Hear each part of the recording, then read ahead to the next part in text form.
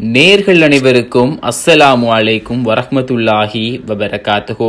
இந்த சகோதரர் கடந்த வருடம் புனித ஹஜ் சென்ற போது எடுத்த காணொளியே இது. தன்னை புகைப்படம் எடுத்துக்கொள்வதற்காக அவர் பயன்படுத்தும் கையடக்க தொலைபேசியை கொஞ்சம் பாருங்கள்.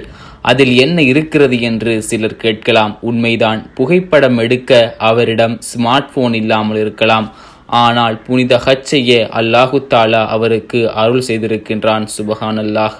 மனிதன் வாழ்வதற்கு வசதியான உலகை படைத்த பேரறிவாளனான அல்லாஹு தாலா மனிதனின் தேவைகளை தன்னிடம் கேட்பதையே விரும்புகின்றான். உயர்ந்தோன் அல்லாஹு தாலா மனிதனின் நியாயமான தேவைகளை அவனிடம் கேட்கும்போது அவற்றை நிறைவேற்ற காத்திருக்கின்றான். அல் குர்ஆன் அத்தியாயம் 40 வசனம் 60 கூறுகிறது, என்னிடம் கேளுங்கள், உங்களுக்கு பதில் அளிக்கின்றேன் என்று. மேலும் அல் குர்ஆன் அத்தியாயம் 50 வசனம் 16 கூறுகிறது, நிச்சயமாக நாம் மனிதனை படைத்தோம், அவன் மனம் அவனிடம் என்ன பேசுகின்றது என்பதையும் நாம் அறிவோம். அன்றியும் அவன் பிடரி நரம்பை விட நாம் அவனுக்கு நெருக்கமாக இருக்கின்றோம் என்று. சுபஹானல்லாஹ். வல்லமை மாண்பும் மிக்க அல்லாஹு தாலா கூறுகின்றான், என் அடியான் என்னை பற்றி என்ன நினைக்கின்றானோ அதற்கு ஏற்ப அவனிடம் நான் நடந்து கொள்வேன். அவன் என்னை நினைவு கூறும் போதோ நான் அவனுடன் இருப்பேன். அவன் என்னை தன் உள்ளத்தில் நினைவு கூர்ந்தால் நானும் அவனை என் உள்ளத்தில் நினைவு கூறுவேன்.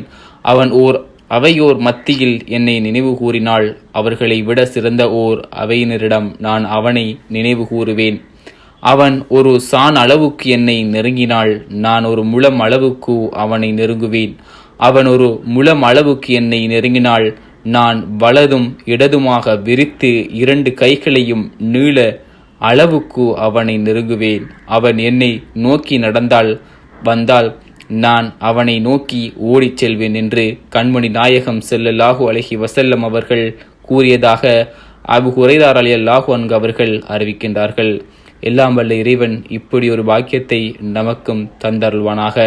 இன்ஷா அல்லாஹ் மற்றும் ஒரு காணொளி ஊடாக உங்களை சந்திக்கின்றேன். அஸ்ஸலாமு அலைக்கும் வரஹ்மத்துல்லாஹி வபரகாத்துஹு.